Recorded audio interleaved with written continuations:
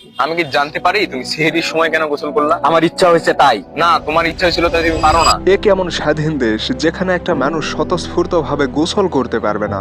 তুমি সকালে গোসল করতে পারতা, তুমি দুপুরে গোসল করতে পারতা, তুমি বিকালে গোসল করতে পারতা, তুমি সেহরি আয় কেন গোসল করলা? আমার প্যান্টে তরকারির ঝোল ভরেছিল। তরকারি ঝোল পড়েছিল, তুমি প্যান্ট ধুতে পারতা। বেচারা খুব ট্রাই করছে শাক দিয়ে মাছ ঢাকার, কিন্তু তার লজ্জিত অ্যাটিটিউড প্রমাণ করছে যে তার প্যান্টে তরকারির ঝোল না বরং অন্য কিছু ভরেছিল।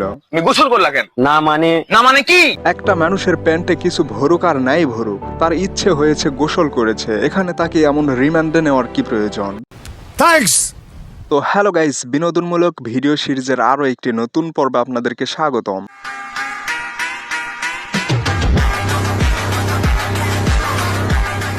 রাস্তা যদি না ছাড়েন, আপনাদের দাবি দেওয়া কোথায় গেল ওটা আমি পরে দেখবো। আপনাদের জন্য সময় হচ্ছে 7 মিনিট। 7 মিনিটের মধ্যে রাস্তা ছেড়ে সাইডে গিয়ে দাঁড়াবেন। বুঝতে পারতেছি আপনি ডাইরেক্টলি না হয়ে ইনডাইরেক্টলি আপনি কিন্তু ব্রাজিলের দিকে ইঙ্গিত করতেছেন। আপনি দিলে 6 মিনিট দেবেন না 8 মিনিট দেবেন, আপনি কেন 7 মিনিট দেবেন? হ্যাঁ, আমাদের মতো ব্রাজিল ফ্যানদের জন্য 7 অথবা 7 নামক এই শব্দটি এতটাই লজ্জাজনক যে আমাদের হাতে যদি ক্ষমতা থাকতো তাহলে আমরা 7 অথবা 7 নামক শব্দটি দুনিয়া থেকে উৎখাত করে দিতাম। স্মার্ট বাত কি سلام آقا جدیدن شدم خود تو رو میبینم میشم شد سلام گل আমি জানি আপনাদের মধ্যে অনেকে সম্মানিত প্যাসেঞ্জারের এই অবস্থা দেখে হাসাহাসি করছেন, কিন্তু আপনারা কি জানেন লোকটি কতটা মহৎ? এই প্যাসেঞ্জারটি যেখান থেকে রিকশায় উঠেছেন সেখান থেকে তার গন্তব্যে ভাড়া মাত্র 20 টাকা, কিন্তু তিনি রিকশাওয়ালাকে দিয়েছেন 100 টাকা। কেউ আবার কমেন্টে এটা বলবেন না যে তিনি তো একাই 5 জনের সমান। আপনি কি শয়তানের ভাই?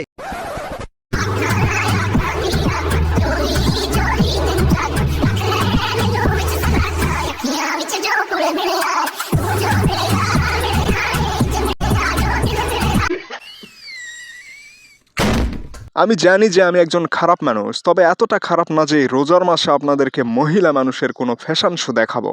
আমার সাথে কমেডি করছিস?